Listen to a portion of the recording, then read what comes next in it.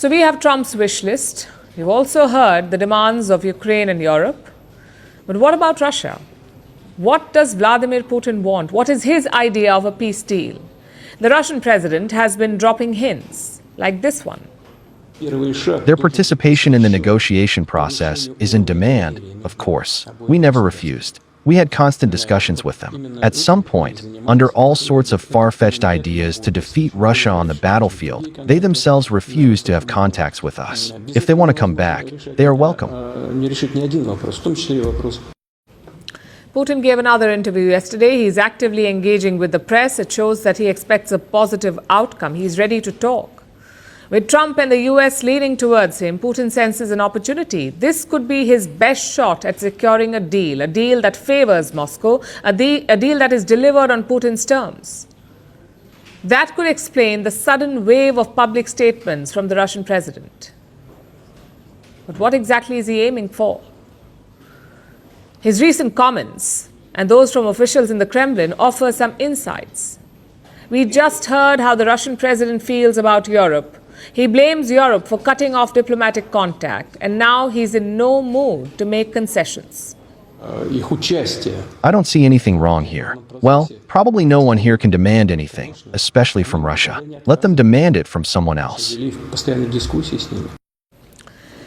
Let them take their demands to someone else. That's Putin's message to Europe, to leaders who say that the peace deal must address Europe's security concerns. The Russian president has dismissed this demand. He said, and I quote, for centuries, they have been making demands of their vassals. Now their own people are making demands of them. They should sit at home and think about how they ended up in this situation. Vladimir Putin has left no room for doubt. Meanwhile, Europe's alliance with America is in a flux. Trump's pivot has put a question mark on the future of NATO, and Russia will try to make the most of this divide.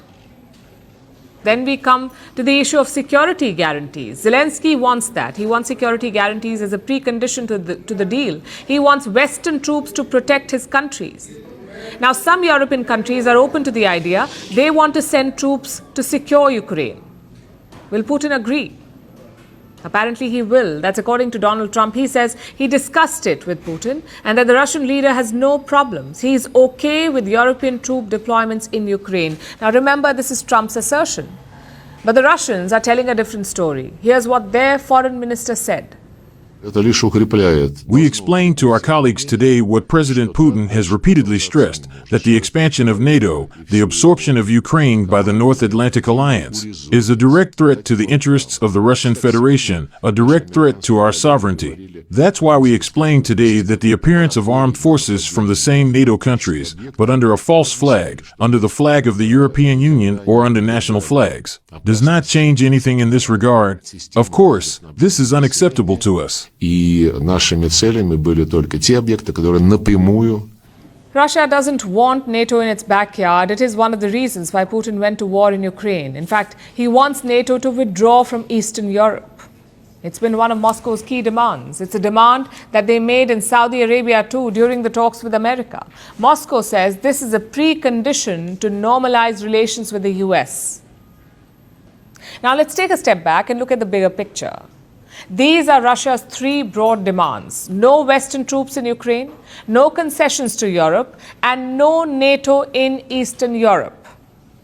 Three key demands, all of which point to one goal.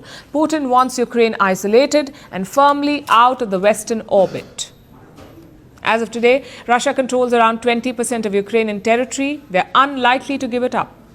They will keep the Ukrainian land that they control. So even after the war, even after this peace deal, Putin will have more than a foothold in Ukraine, something that ensures long-term leverage over Kiev.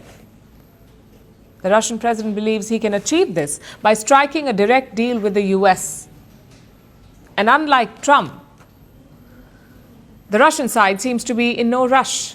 Putin says an agreement will take time. The details still need to be worked out. First, he wants to rebuild trust. He wants the US to rebuild trust with Russia. During the phone conversation and at the meeting in Riyadh, we certainly touched on issues related to the Ukrainian crisis. However, It was not discussed in essence. We only agreed that we would approach it. He says they've only agreed to approach it. Trump, on the other hand, is clearly in a hurry. He wants a swift deal on Ukraine. He wants a quick foreign policy win. But Moscow is playing hardball. They have proven to be the masters of strategic patience, and Vladimir Putin is dictating the terms and the pace of these peace talks.